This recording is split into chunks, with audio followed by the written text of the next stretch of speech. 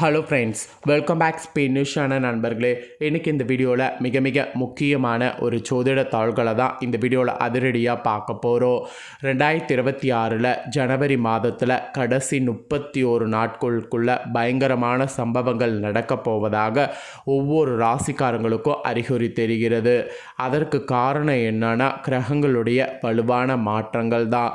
கிரகங்களிடையே வலுவான மாற்றங்கள் ஏற்படுறதுனால ஒவ்வொரு ராசிக்காரங்களுக்கும் தலையெழுத்து மாறும்.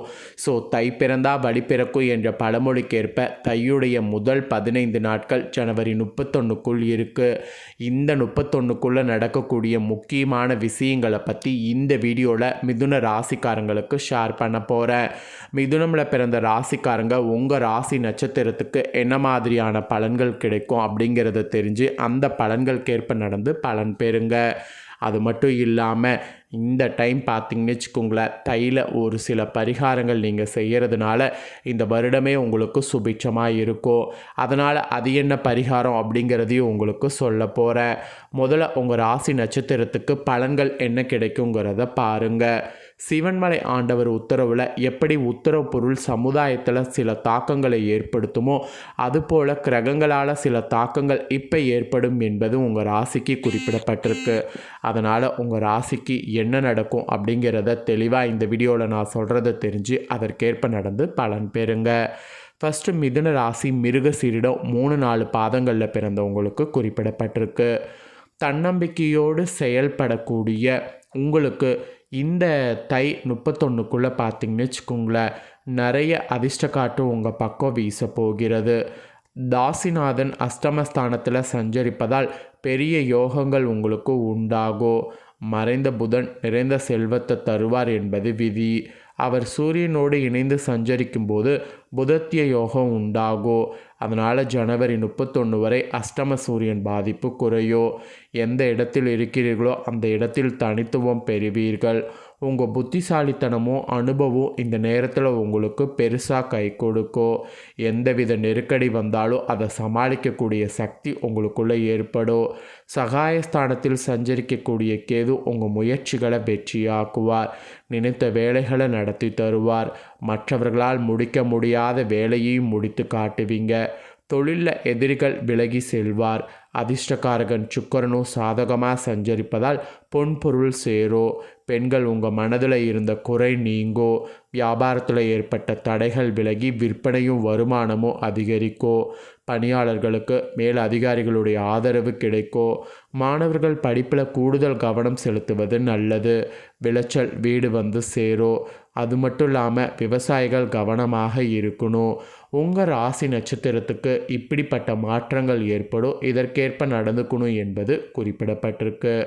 நெக்ஸ்ட்டு திருவாதுரையில் பிறந்த மிதுன ராசிக்கு குறிப்பிடப்பட்டிருக்கு.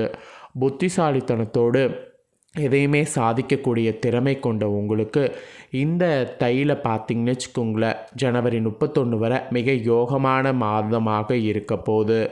ஜீவனக்காரகனான சனியும் யோகக்காரகனான ராகுவும் பாகிஸ்தானத்தில் சஞ்சரிப்பதால் நன்மை அதிகரிக்கும். உங்கள் வேலைகள்லேயோ வருமானத்திலோ முன்னேற்றத்திலோ தடைகள் இல்லை என்ற நிலை உருவாகும். என்ன வந்தாலும் அவற்றையெல்லாம் சமாளிக்கக்கூடிய சக்தி உங்களுக்கு இருக்கும். பணியாளர்களுக்கு ஒரு பக்கம் மறைமுக தொல்லைகள் இருந்தாலும் மேலதிகாரிகளுடைய ஆதரவு கிடைக்கும். சுயதொழில் செய்பவர்களுக்கு எதிர்பார்த்த ஆதாயம் உண்டாகும். பணியாளர்களுடைய ஒத்துழைப்பு கிடைக்கும். புதிதாக என்ன செய்யலாம் என யோசிப்பீங்க. எடுக்கக்கூடிய முயற்சிகளுக்கு முடிவு வரும் வர அதில் கவனமாகவும் உறுதியாகவும் இருக்கணும். வெளிநாட்டு தொடர்பு ஆதாயம் தரும். கடந்த நாட்களை வர இப்போ குடும்பத்தில் இருந்த நெருக்கடி பிரச்சனைகள் விலகும். அந்நீரால் கணவன் மனைவிக்குள் ஏற்பட்ட சச்சரவு முடிவிற்கு வரும். ஒற்றுமை அதிகரிக்கும். புதிய வீடு வாகனம் வாங்கக்கூடிய முயற்சி வெற்றி பெறும். அதே நேரத்தில் உங்கள் லாபாதிபதி செவ்வாயும் சகாயஸ்தானாதிபதி சூரியனும் அஷ்டமஸ்தானத்தில் சஞ்சரிப்பதால் அனைத்திலும் கூடுதல் கவனம் தேவை. பணியாளர்கள் இந்த நேரத்தில் உங்கள் பொறுப்பில் கவனமாக இருப்பது, மற்றவர் கூறும்படி செயல்படாமல் சட்டப்படி செயல்படுவது நன்மை தரும். சில வியாபாரிகளுக்கு வருமான வரித்துறை விற்பனை வரித்துறை மூலம் சங்கடம் ஏற்பட வாய்ப்பு இருக்குது. கணக்கு வழக்குகளில் கவனமாக இருப்பது நல்லது. முக்கிய வேலைகளை பிறரிடம் ஒப்படைக்காமல் நீங்களே செய்வது நல்லது. அதுவும் ஜனவரி 31 வரை ராசிநாதன் புதனால் எதிர்பார்த்த ஒப்பந்தம் கையெழுத்தாகும், முயற்சி வெற்றியாகும், தடைப்பட்ட வேலைகள் முடியும், மாணவர்களுக்கு படிப்பில் அக்கறை கூடும். உங்கள் ராசி நட்சத்திரத்துக்கு இப்படிப்பட்ட மாற்றங்கள் ஏற்படும். இதற்கேற்ப நடந்து பலன் பெறுங்க. நெக்ஸ்ட்டு புனர்பூசமில் பிறந்த மிதுனம் ராசிக்கு குறிப்பிடப்பட்டிருக்கு. பிறரை வழிநடத்தக்கூடிய திறமை கொண்ட உங்களுக்கு தை மாதம் இந்த 31 வரைக்கும் புதிய வழியை காட்டக்கூடிய மாதமாக இருக்க போகுது. ராசிக்குள் வக்ரமாக சஞ்சரிக்கக்கூடிய குரு மனதில் குழப்பத்தை ஏற்படுத்துவார். சிலருக்கு எதிர்பாராத இடமாற்றம் அலைச்சல் உண்டாகும், செலவு அதிகரிக்கும் என்றாலும் அதன் வழியே உங்கள் நிலையில் நன்மை ஏற்படுத்துவார். உடலில் ஏற்பட்ட பாதிப்பு விலகும், வீண் வம்பு வழக்கு தொல்லைகள் என்றிருந்த நிலை மாறும், திடீர் வாய்ப்பு தேடி வரும். பாகிஸ்தானத்தில் சஞ்சரிக்கக்கூடிய சனியும் ராகுவும் போட்டி போட்டு உங்களை முன்னேற்ற பாதையில் நடைபோட வைப்பார். அஷ்டமஸ்தானத்தில் சஞ்சரிக்கக்கூடிய சூரியனும் செவ்வாயும் உடல்நிலையில் கொஞ்சம் அச்சத்தை ஏற்படுத்துவார். இல்லை என்றால் கண்டிப்பாக உங்கள் மனதிற்கு சங்கடம் தரக்கூடிய அளவிற்கு வேலை பார்க்கக்கூடிய இடத்துலையும் குடும்பத்திலும் சில சம்பவங்கள் நடக்கும். தொழிலில் கூட எதிர்பாராத நெருக்கடி ஏற்படும், பல வழியில் செலவு அதிகரிக்கும். வியாபாரத்தில் கடும் போட்டிகள் இருக்கும், எதிர்பார்த்த லாபம் கிடைப்பதற்கு தாமதமாகும் என்றாலும் இவற்றையெல்லாம் உங்களால் சமாளிக்கவும் முடியும். திருமண வயதினருக்கு வரன் தேடி வரும். கலைஞர்களுக்கு எதிர்பார்த்த ஒப்பந்தம் கையெழுத்தாகும். வெளிநாடு செல்வதற்கு நீங்கள் முயற்சிகள் வெற்றி பெறுவோம், அதாவது முயற்சிகள் செய்திங்கன்னா வெற்றி பெறும். அரசியல்வாதிகள் தலைமை அனுசரித்து செல்வது, நிதானமாக செயல்படுவது நன்மை தரும். மாணவர்கள் படிப்பில் மட்டும் கவனத்தை செலுத்துவது நல்லது.